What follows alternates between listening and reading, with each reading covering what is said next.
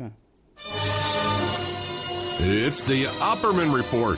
Join digital forensic investigator and PI Ed Opperman for an in-depth discussion of conspiracy theories, strategy of New World Order resistance, high-profile court cases in the news, and interviews with expert guests and authors on these topics and more. It's the Opperman Report. And now, here is investigator Ed Opperman.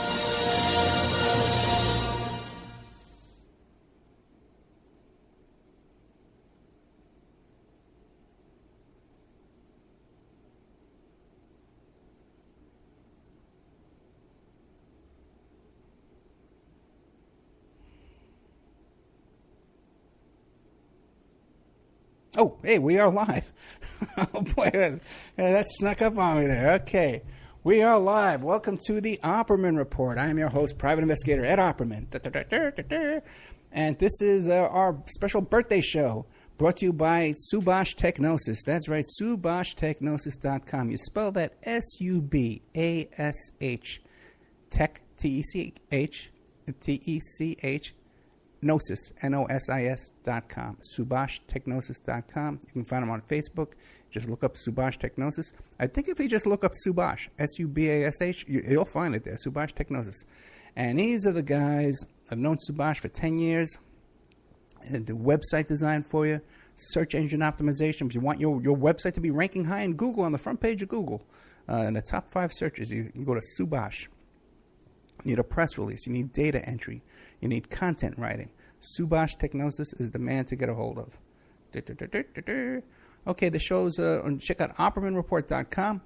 We had a little show tonight with Vincent Palomera, and the second half of that show you can find in the member section. That's the quality of the show that we have in our member section here at OppermanReport.com. Now, tonight's title of our show, the birthday show, is called Born Again Birthdays, Scientology, Freemasons, and the French Foreign Legion. Only on the Opperman Report can you find a show title like that. Oh, boy, what a day, what a day. Here we go. I want to give a shout-out to all the Vegas protesters and activists out on the Las Vegas Strip right now in front of the Bellagio. We have a victory, a partial victory, with the Standing Rock Sioux in North Dakota. Although we lost the court hearing today, we won because the Army Corps of Engineers issued a statement saying that we will not proceed building on this land until further investigation, research, and inquiry. So it might be a trick just to get people, to go home, because, man, it was really, they got thousands over there right now standing in solidarity. And, you don't hear about this on the news. You heard this here on the Opperman Report first, But today down on the Strip, we had the Bernie Sanders Brigade came down from California, and they stopped at the Strip. We had, oh, my God, local Native American groups all got together. This is one of our biggest and most successful rallies. Of course, I missed the whole thing. We had a good one when I wasn't there. Because, I guess when I'm going, people don't want to show up. But if they know I'm not going to be there, more people come. I guess that's how things work. Okay, let's see. Let's look at the old notes. Let's see the old birthday notes. I'm 21 years old today. So I guess I can go out and have a drink after the show. And tomorrow at 5 p.m. Pacific Standard Time, tomorrow will be 9/10/2016. It will not be my birthday. My birthday will end tonight at midnight. But until then, you can still wish me happy birthday, because only about 1 million people did today. Thank you all for all the great birthday wishes, and the instant messages and the emails and all the Facebook posts. You know how I love to get your emails. You know how I love to get 150 instant messages per hour. Right? One character out there, Dylan Wade, I got to tell you, he says happy birthday on Skype because he's part of the Skype chat room for Awake Radio. I got to chat with him. Hey, Dylan, when's you going to get your show ready? Hey, happy birthday. Okay, 10 minutes later, he's messaging me on Facebook. Hey, happy birthday. Again? It's not a year later, man. Maybe he's a time traveler now. And he thought it was next year. Tomorrow, 5 p.m., we have John Clark. Now, he is the lawyer. He was the attorney for Mr. Knowlton. who was on our show previously, who was the witness in the Vince Foster murder case. Okay, and he did that extra exhibit that they added to the congressional hearing. John Clark. Now, John Clark is a civil rights attorney, and he's going to be on the show tomorrow. And he also filed a lawsuit and won successfully in the flight TWA 800 flight. And, I talk about that quite a bit because if you go to YouTube and you put in Discovery Channel, NYPD, Scuba, Harbor Aviation, you'll come up with there was a Discovery Channel. You might even could leave out Discovery Channel. Might not have been Discovery Channel. I'm pretty sure it was. But they did a documentary of these guys who work for NYPD Harbor Aviation, the scuba cops in New York. And everybody on that documentary was at my wedding. I know all those guys, and they all came to my wedding. And the best man at my wedding was on that video too. And I went to his. I know they all went to his wedding, so I know all these guys. And what was told to me, because these are the guys who lifted up the debris. They went diving down and lifted up all that debris from TWA 800. And they told me, because some of these guys are former Navy SEALs or former military. And I says, oh, no. This was a missile. This was a missile that hit that plane. We saw the damage. We saw the way it went down. And we know that it was a missile. So that's that. That's going to be on tomorrow night, 5 o'clock. In the member section, I added 3 new shows. One is with Fred Rosen, great guy. He wrote the book about Lobster Boy. But this was a book about the murder of one of these presidents. I forget his name right now. I forget his name. It's been a week. It's been a rough week, guys. It's been a very busy, rough week. A lot of distractions going on around here. Then another show with this woman named Julianne about psychopaths and the Netflix movie Scandals, I think it's called. You got to go look it up. Go to the members section, check it out. You'll find out. There's a lot of new shows. We just put up 3 brand new shows on there. And I got a bunch of shows planned for this week, too. Busy. Now, we had this week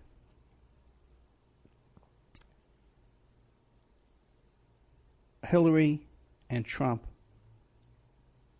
did this town hall where separately they, Matt Lauer asked questions and questions from the audience and all kinds of nonsense, right? Now, what you haven't seen reported on the news about that, is that town hall was held on the Intrepid, which I believe is an aircraft carrier. It's in New York, and it's called the Intrepid Museum. And if you're in New York, you can go down to the Intrepid Museum and visit all this stuff, right? And they also have over there one of the, what's that thing called? One of those space shuttles over there. Now, what you don't know is that Donald Trump had a huge home field advantage holding this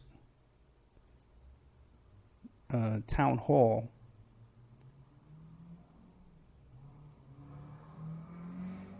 at the Intrepid. Okay? Because the Intrepid Museum is owned by the Fisher Foundation. Okay? And who is Mr. Fisher? He's a real estate mogul in New York. Right? And who was Mr. Fisher's, how do I say this? Okay, Donald Trump has a chief of security named Keith Schiller. And when Keith Schiller was still a cop in New York City, he worked for the Fisher family. I don't know if he worked for them off the books or how this worked. But he worked for them where he would get them cops. Because the Fisher Foundation and Mr. Fisher is the only name I knew for the guy. I don't know what his first name is. Well, I've seen him on TV a couple of times. He keeps a low profile. Very powerful guy in New York. A lot of money. Way more money than Trump. The guy owns a Intrepid Museum. He owns an aircraft carrier and a shuttle. Way more money than Trump and Trump's foundation. This guy's loaded. And he had this thing where he liked to hire cops to show up at people's funerals. So if he had a friend that was having a funeral or something like that, he would hire 100 cops to show up at the funeral in uniform and direct traffic, and stand around, give people dirty looks, and play with bagpipes and do all that kind of stuff. It's kind of like a fetish almost with this guy. And he would do that hiring through Trump's chief of security, Keith Schiller. So when Trump showed up down there at the Intrepid, he got his boy Keith there, who knows all the ins and outs of this place. And because they're all buddies, And all my guys, my Harbor Aviation guys, they're the guys who got the gig to when they brought the space shuttle and they brought up the Hudson River, on a barge, and it was my guys, the Harbor Aviation guys, who had that job to off duty, to get this space shuttle over to the Intrepid Museum. So these are all the same guys, doing this thing. So Trump definitely had the home field advantage for that. And you don't see that on TV. They're not talking about that. By the way, too, as long as we're talking about Harbor Aviation, all this kind of stuff, the movie came out, Sully, right, about this guy, this pilot who landed his plane in the Hudson over there.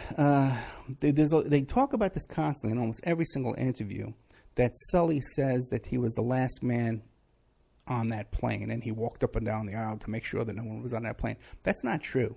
That's not true at all, because I know the guys who were the last guys on that plane, and it wasn't Sully. Sully did walk up and down the plane, and then he got off the plane. My guys were still on that plane when Sully got off the plane. There's no doubt about that. I don't think there's even any argument about that. And a bunch of NYPD cops were on and off that plane way after Sully was back on shore. And some cops did get very injured in that, too, in that rescue there. Okay, so that's a little background, right? Killed 12 minutes. Let's see what's on my notes here. Okay, little update about last week's show, which was, I want you to respect me. I demand you respect me. Right? Which turned out to be a dramatically popular show. People love to hear all the backroom gossip and the politics and the drama that goes on behind the scenes. So that turned out, that show on Spreaker got like 8 likes, and the views on like TuneIn and iHeart were just freaking out the window on that show. I guess everybody just loves the drama, Oh, we also broke 10,000 followers on Spreaker this week. As a matter of fact, it went up so fast, it went from shot past 10,000, like 10,150. So keep up the great work, guys. Thank you very much. It's a big help if you go to YouTube and you subscribe to the YouTube channel. If you go to Spreaker and you find Opperman Report and you follow. If you follow us on Spreaker, you get an email when the show starts. You'll never miss a show. Although, I know a lot of people try to avoid the show. And it's up there in archives. You can listen to it in the future. But if on YouTube, if you subscribe on YouTube, we're trying to reach a certain plateau. The next plateau would be 10,000 subscribers on YouTube. And that gets you more features and benefits from the YouTube people. And also, too, if you view on YouTube, we make a little money from that, too. We got a couple of pennies, a couple of shekels come our way. If you watch on YouTube and you don't do skip ad, you don't want to click skip ad, that screws us out of the money. Then YouTube gets all that money from the advertising. We get nothing. But one thing about last week, with the behind-the-scenes drama that I revealed to you, is it's just amazing. Because now what's going on. By the way, that pretty much put an end to all the nonsense that was going on, all the accusations and the spamming and the trolling and all that kind of crap. But there was one little last-ditch effort, and it's just so ridiculous. I just like to put this one to rest, too. It's about Thomas Sheridan. Thomas Sheridan, I interviewed him. He's a guy from Ireland, but he lived in New York City for a while. He's an interesting guy. He was on my show, and we did a show about Jimmy Savile. It was a very popular show, and huge traffic on that show. And he was a very popular guest. So after he did my show, I liked him. He was very popular. And he said he wanted to do his own show.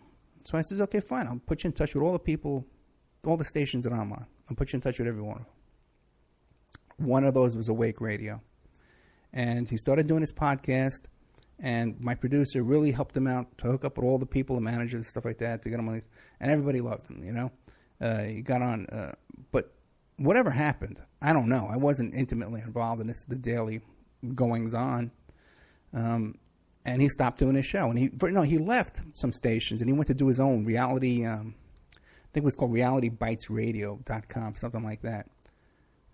Where he had his own, he wanted to do it on his own. I don't know, he wanted to do it on his own. I don't know what the reason why. He never told me why he left anywhere, why he didn't go, why he didn't stay, or what he was doing. You know, he doesn't consult with me. I don't know him that well. We've talked off the air maybe 3 times our whole life. But whatever the reason is, he left Awake. I had nothing to do with it. And he had, as far as I know, he hasn't been on Awake in like 2 years. As far as I know, I don't know. But the latest last-ditch effort was, oh, rest in peace, Thomas Sheridan. Ed Opperman is destroyed. I'm going after him, too. This is all just a bunch of wacky, made-up stuff, man, by people with nothing to do in their lives.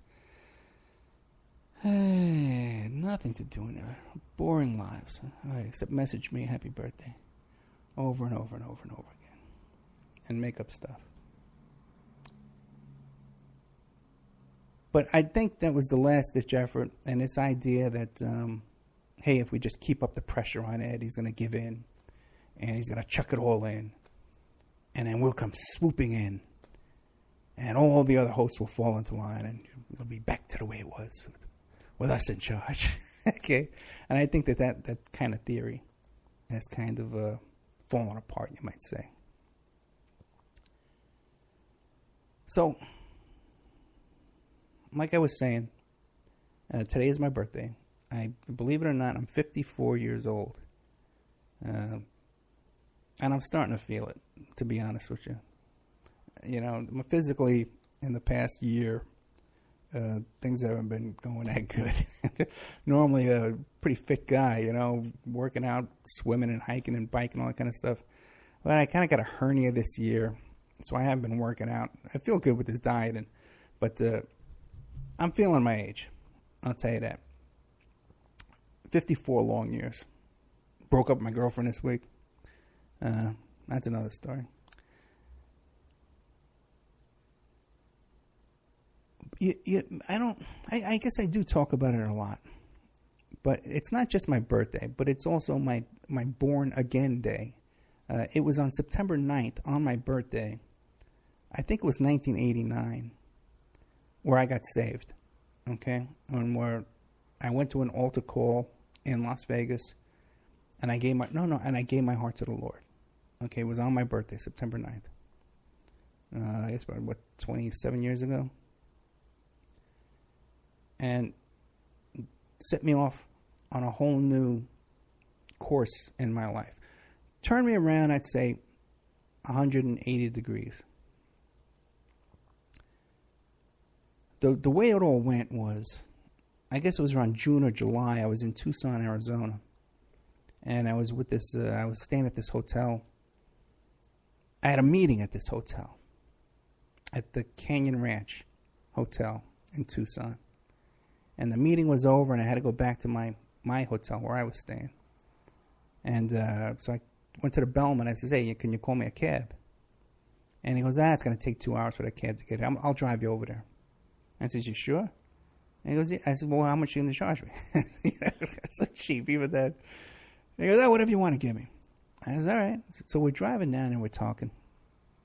It was dark out. And we're driving down these winding roads and these canyons in Tucson, Arizona, out in the desert. All the stars are out.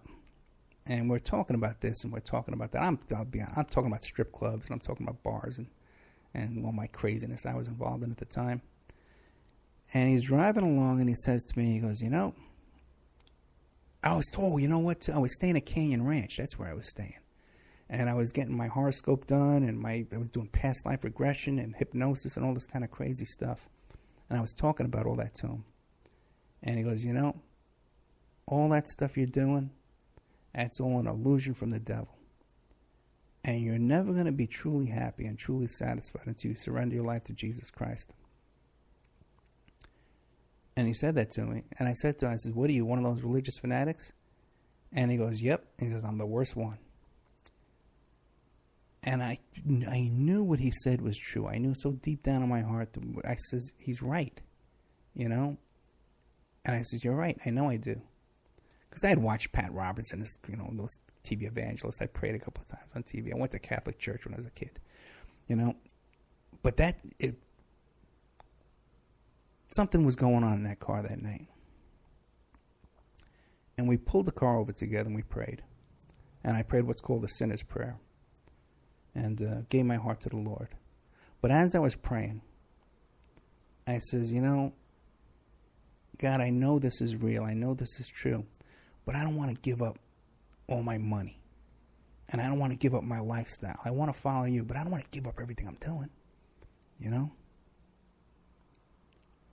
know? But still, I thought that I made a sincere prayer in the way I was capable of doing at the time.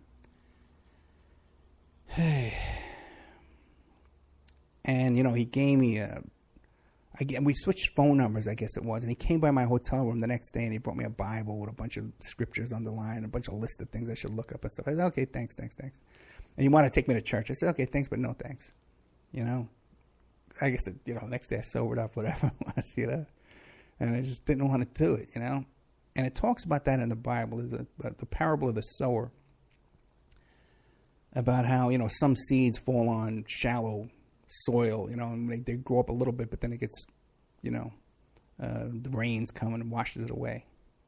The worries of the world come and distract you from your growth, you know. And it also talks about how when you repent of your sins, you're forgiven of your sins, now you're all nice and clean. And the devil can come in there now because it's a great place to be because it's all clean inside, you know. And things can get 10 times worse. I should have looked up these scriptures for you. I've told this story a million times.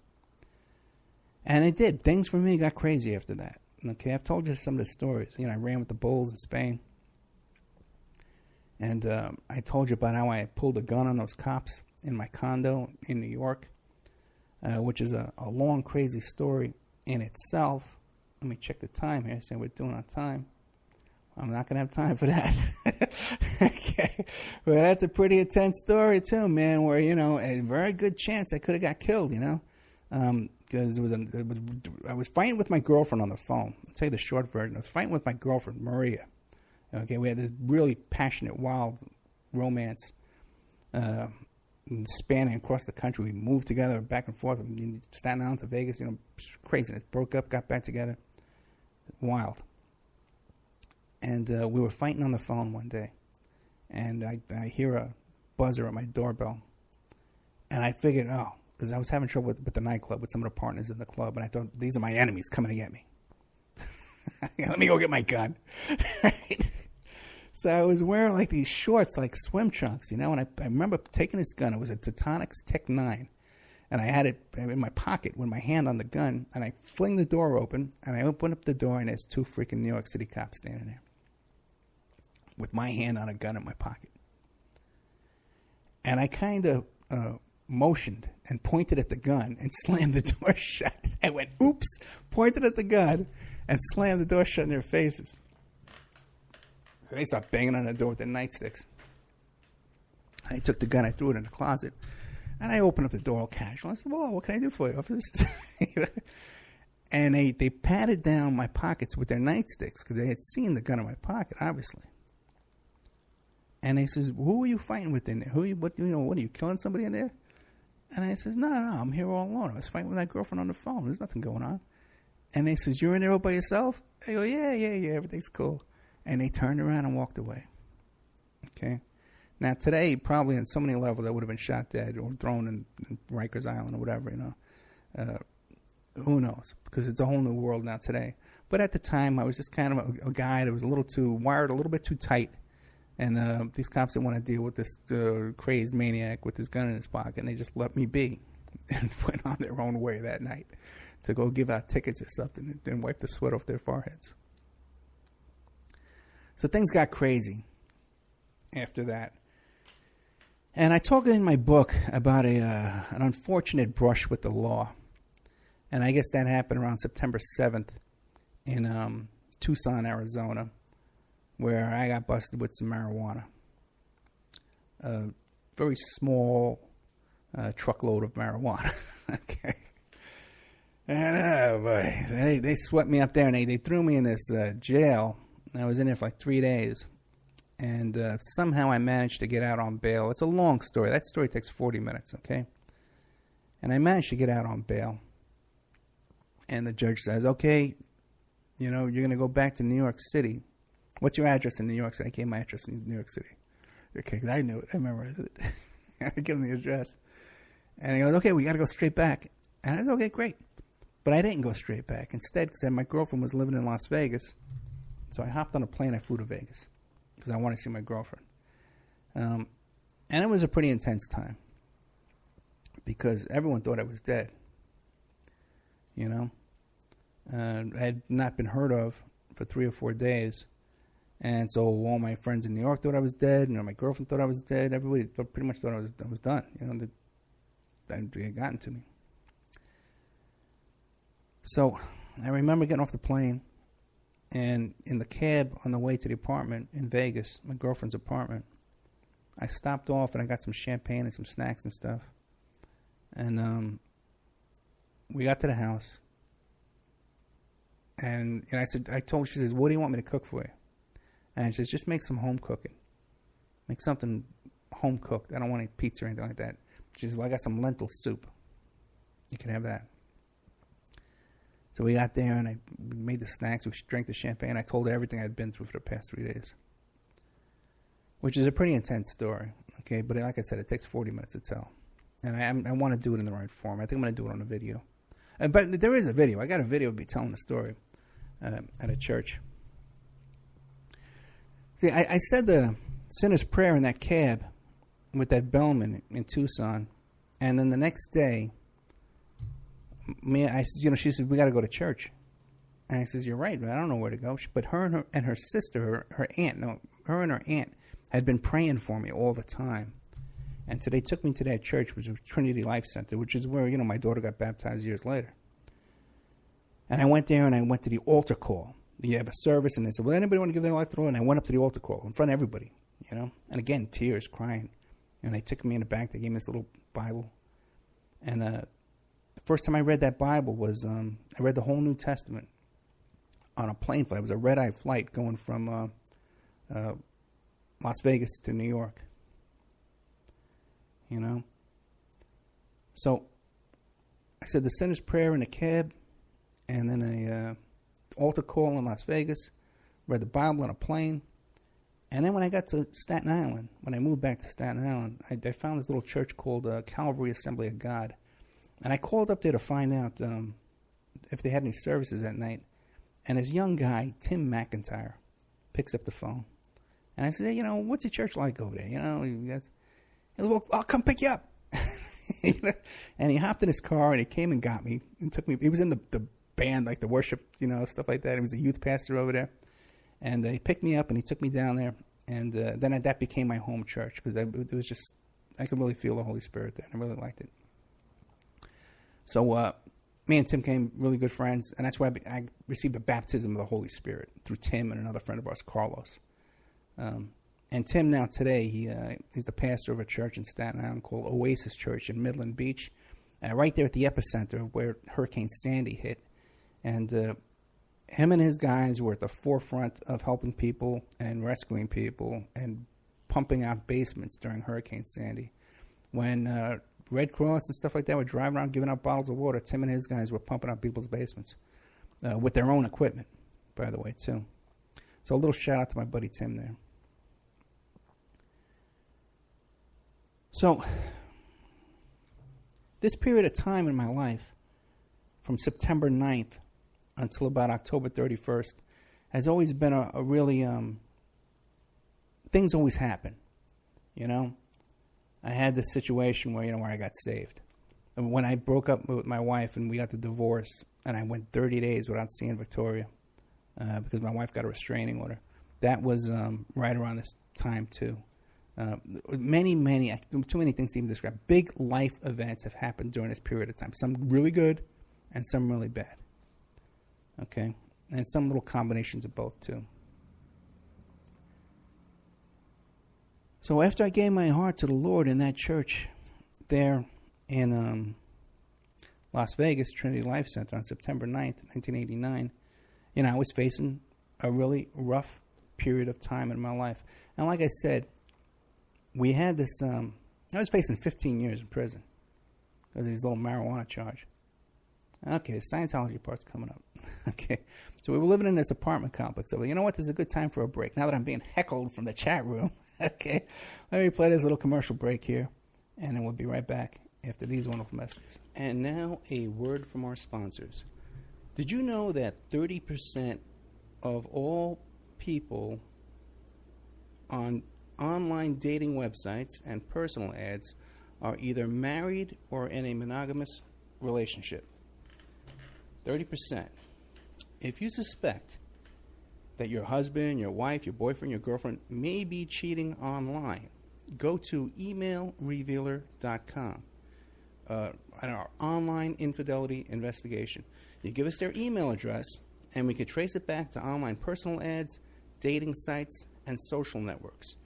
We can even expand the investigation and find them cheating on escort service sites, or even porn sites if they're registered to porn sites and swinger sites.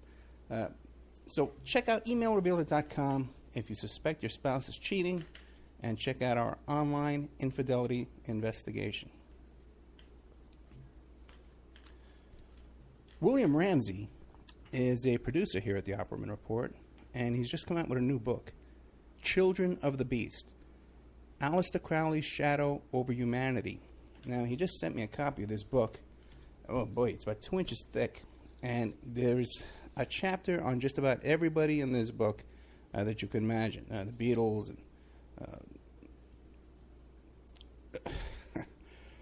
and Jack Parsons. Everybody's in here. It's incredible. And I definitely recommend this book. There's a bunch of pictures in here, too, of all these people and different chapters and information. Anselm LaVey and people I've never heard of, too. There's a whole bunch in here. JFC Fuller. I don't know who he is. But it's great stuff by our producer here, William Ramsey. So check out Children of the Beast, Aleister Crowley's Shadow Over Humanity. You can find it on Amazon.com, or you could find it in the OppermanReport.com bookstore. We have an urgent bulletin. It seems that the group Strawman is still on the loose. It has been confirmed that Strawman are Canadian, okay, and that authorities are asking people to stay indoors, lock your doors and windows until this group can be dealt with. You could find more information about this group of Canadians, at strawmanmusic.com.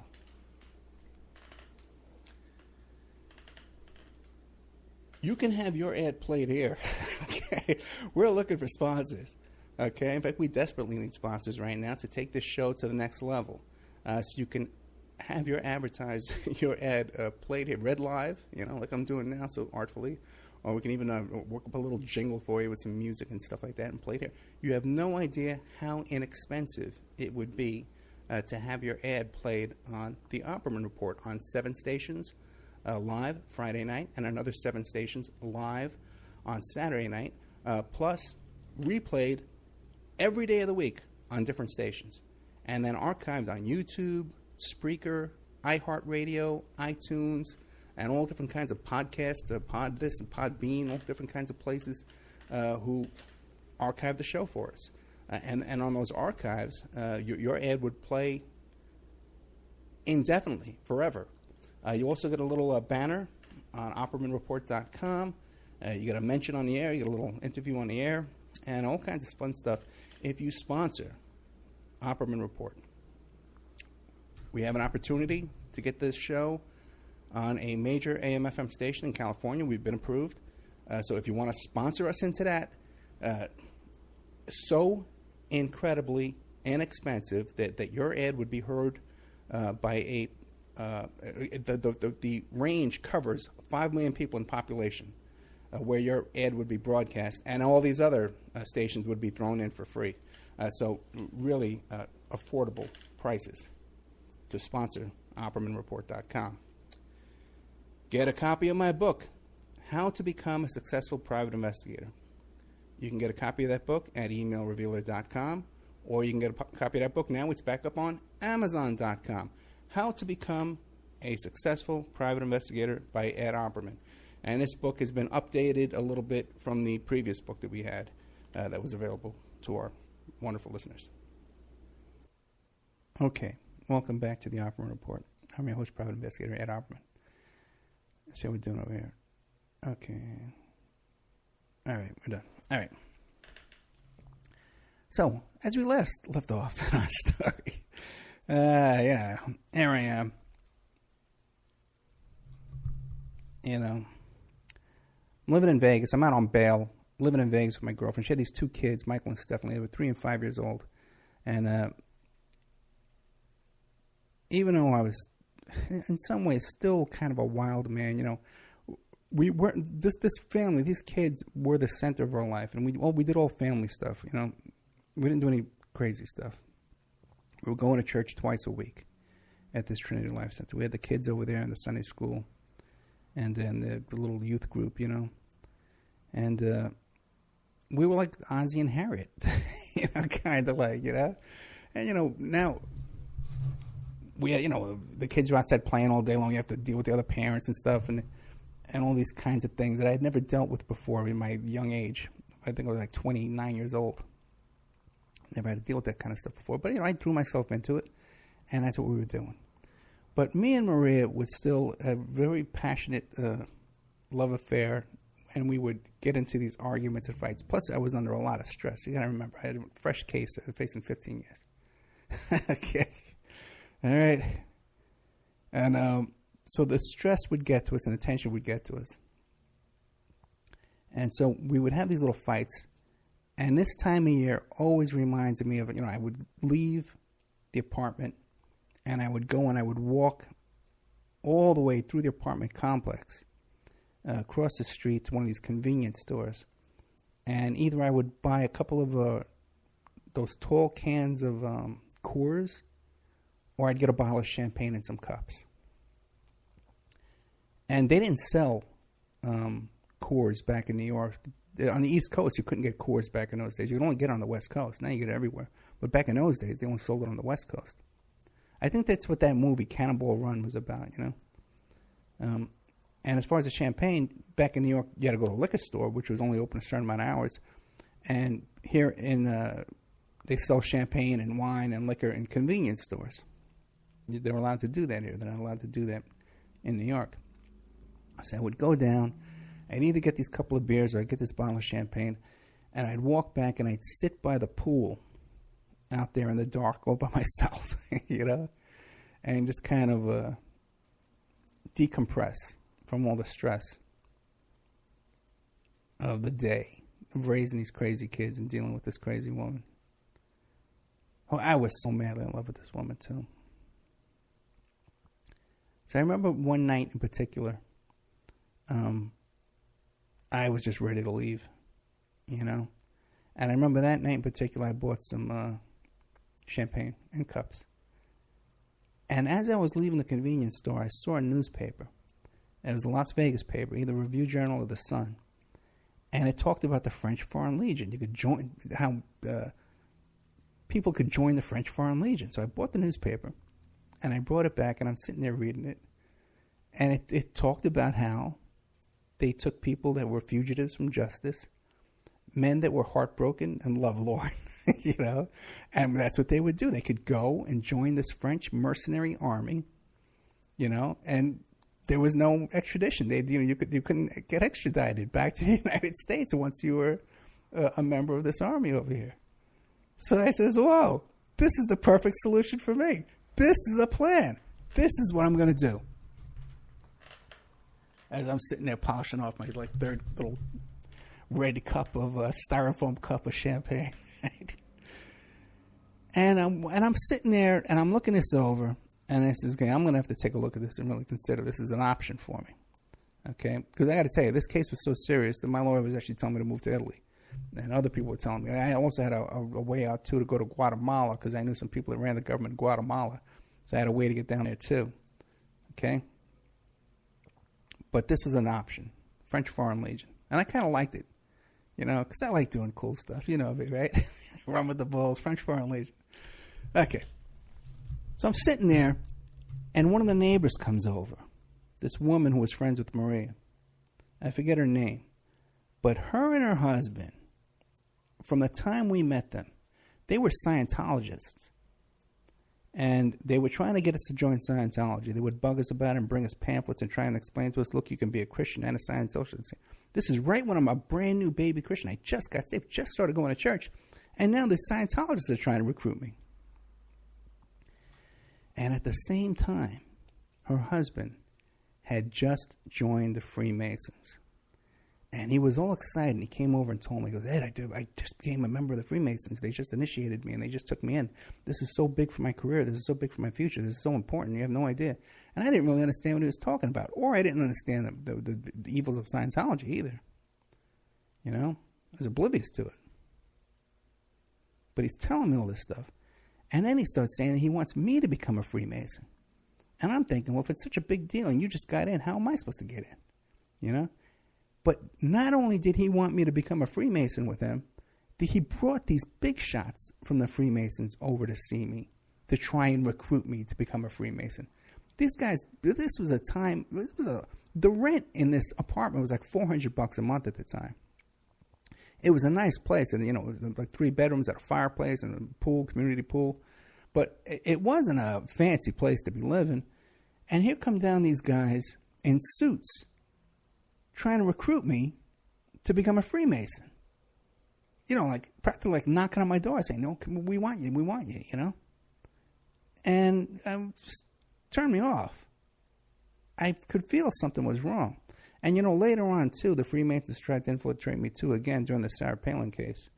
I talk about many times about the Israeli Mossad infiltrated and the Asian, Chinese intelligence infiltrated. But the Freemasons also tried to infiltrate me during that. They weren't as successful.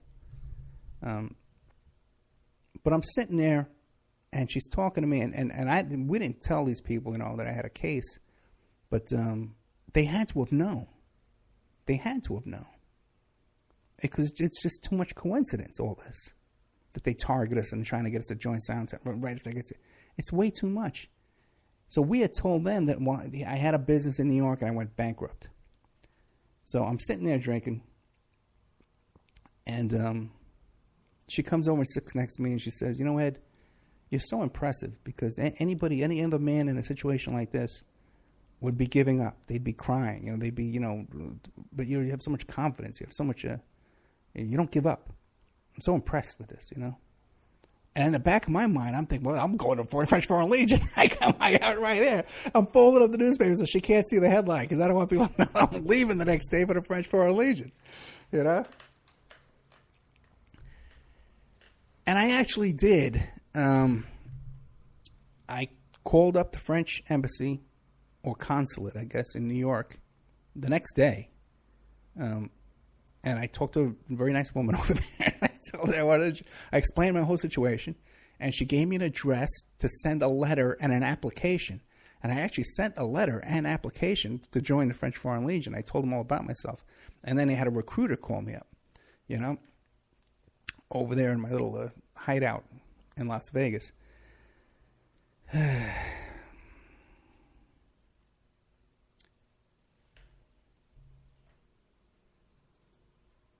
Now,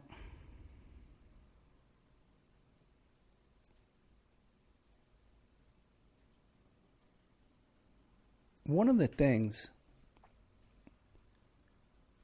that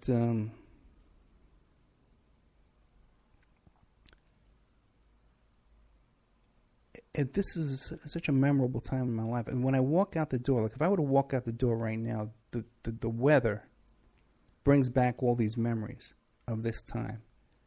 And it was one of the most special times in my life. And part of it was, my love for Maria. part of it was, that my life was just in an uproar, being turned around. Everything I had was upside down. And but the other thing was raising these kids, Michael and Stephanie. I love these kids, man. I love them till today. I still see these kids today, And they turn out to be great kids, great adults. One of the things was that they were such good kids at the time, too. They would share all their toys with the kids in the neighborhood all day long. They had a ton of toys. I had a lot of money. I bought toys, because, me, I'm like a big kid myself. I would buy toys every day. I couldn't walk into the store without coming up with a couple of toys for these kids. And Maria would say how I used to spoil them so bad. Oh, Ed, you spoil them so bad.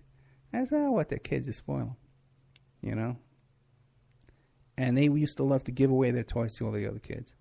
And then we'd have to go and get all their toys back from the other families and stuff. And then there was this whole thing, too, with Michael. He used to like to throw rocks at the other kids.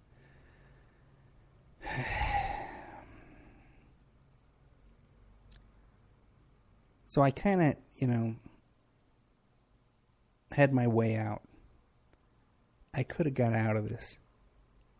It was, a lot of responsibility dealing with these kids and Maria and, facing this court case. But I had my French Foreign Legion out. I could have done it. So, of course, a couple of days go by, and we get into another fight, and I go out to my convenience store. Well, by now, the guy knows me. And I get my couple of beers, and I'm walking back. I drink my beers by the pool, and I throw them away, and I start walking back to the house. And as I walk back to the house, I see all of Michael's and Stephanie's toys. They're strewn around the neighborhood. And there's the big wheel over there. There's one of the Barbies. There's one of the, the Etch-a-Sketch. All these toys, man. I'm picking them up. They were far away from the house, too. One by one, and I'm bringing them all back up to the house. And I remember thinking that night, this changed my life. I says, you know something, man? If I'm not here to do this, who's going to do it? Who would be here tonight to come walk down here and pick up all this junk and bring it back to the house? No one. These people need me. I'm needed here. And it's important. And it's fulfilling and it's satisfying. I can remember what the weather was like that night when I walked down. And this is a story I tell Victoria all the time.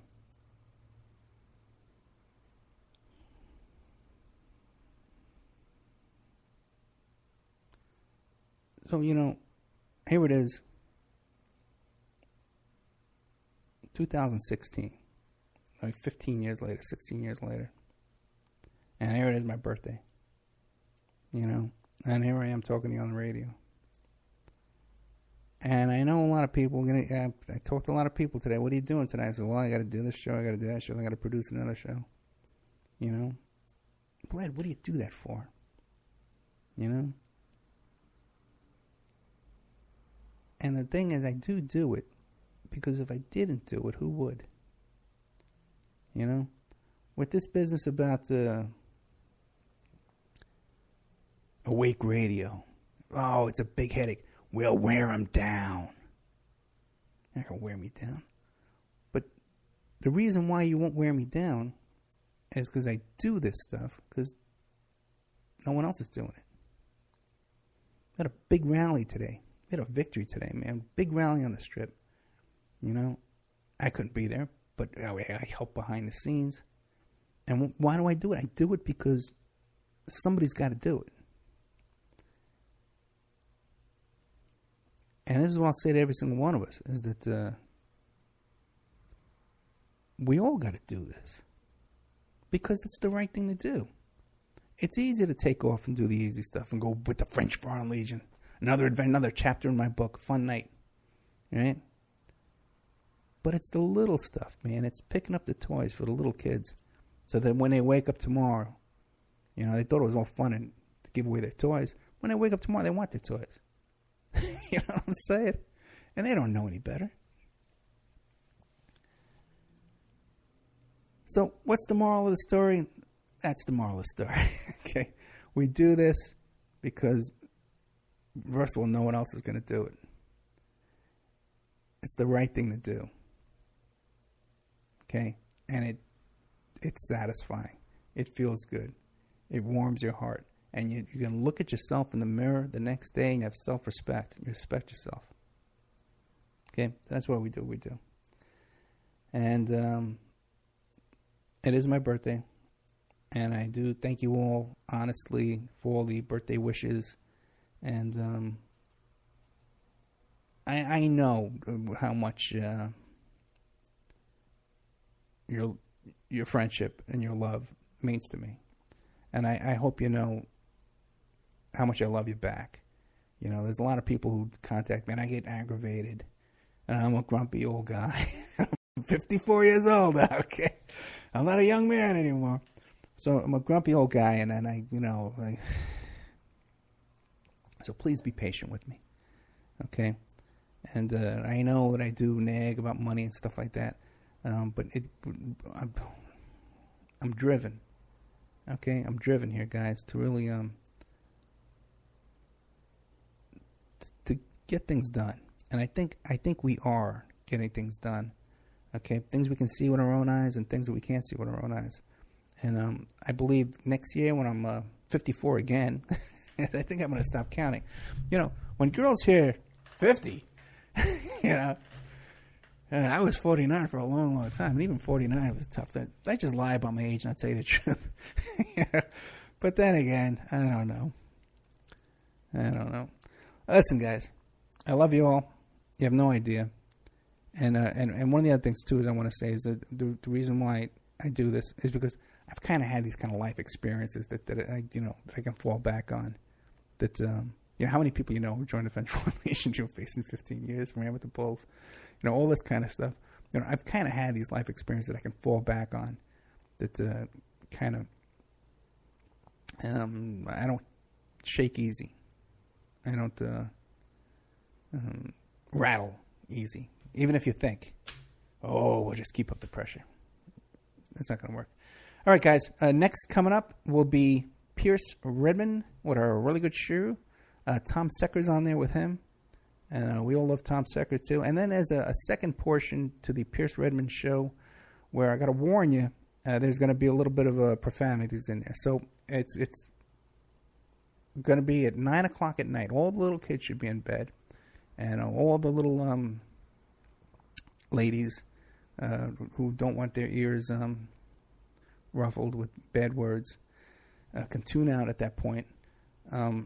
But I just want to make a point too, to like all this stuff about how I run a shock jock station, and there's all this profanity on the station now, and this is never what it was meant to be. Listen, I am just as much a Christian as any one of you. Okay, we're all sinners. We're all forgiven by the same blood of Jesus Christ. Okay, and I'm not to look at you and judge you, and you're not to look at me and judge me. That's none of your business. It's none of my business. Okay, so don't tell me you're more. You have some greater faith than me, or you're holier than me, or whatever, because a curse word does not pass your lips. Okay, we all sin and we all fall short. Okay, and we're all equal in this business. All right, guys. Coming up next, with a really big shoe, will be Pierce Redmond and Topo Gigio for the kids. And now a word from our sponsors. Did you know that 30% of all people on online dating websites and personal ads are either married or in a monogamous relationship? 30%. If you suspect that your husband, your wife, your boyfriend, your girlfriend may be cheating online, go to emailrevealer.com. Our online infidelity investigation. You give us their email address, and we could trace it back to online personal ads, dating sites, and social networks. We can even expand the investigation and find them cheating on escort service sites or even porn sites if they're registered to porn sites and swinger sites. So check out emailrevealer.com if you suspect your spouse is cheating, and check out our online infidelity investigation. William Ramsey is a producer here at the Opperman Report, and he's just come out with a new book, Children of the Beast, Aleister Crowley's Shadow Over Humanity. Now, he just sent me a copy of this book. Oh boy, it's about 2 inches thick, and there's a chapter on just about everybody in this book that you can imagine. The Beatles, and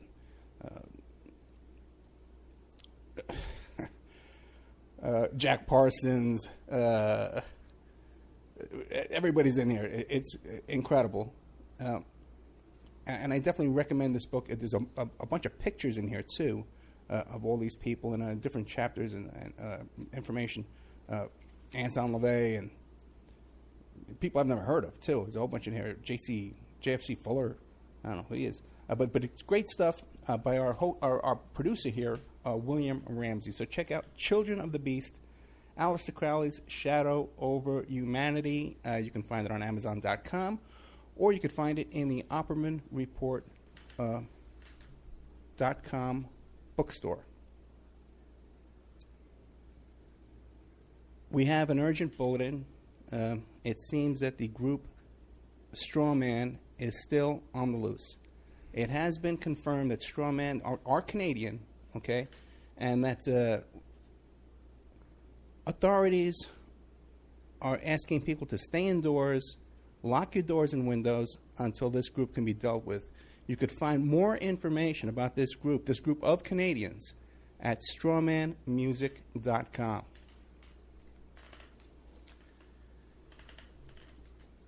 You can have your ad played here.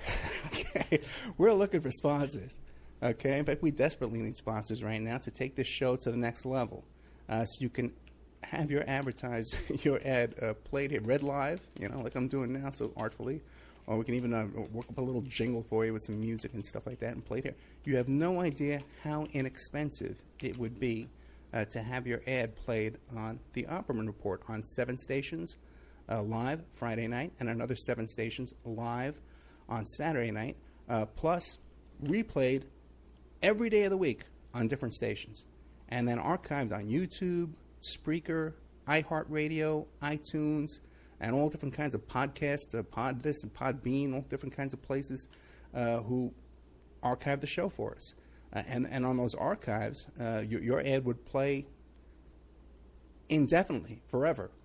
You also get a little banner on OppermanReport.com. You get a mention on the air. You get a little interview on the air, and all kinds of fun stuff if you sponsor Opperman Report.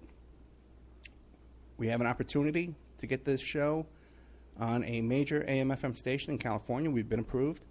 So if you want to sponsor us into that, so incredibly inexpensive that your ad would be heard by the range covers 5 million people in population where your ad would be broadcast, and all these other stations would be thrown in for free. So really affordable prices to sponsor OppermanReport.com. Get a copy of my book, How to Become a Successful Private Investigator. You can get a copy of that book at emailrevealer.com, or you can get a copy of that book now. It's back up on Amazon.com. How to Become a Successful Private Investigator by Ed Opperman. And this book has been updated a little bit from the previous book that we had that was available to our wonderful listeners.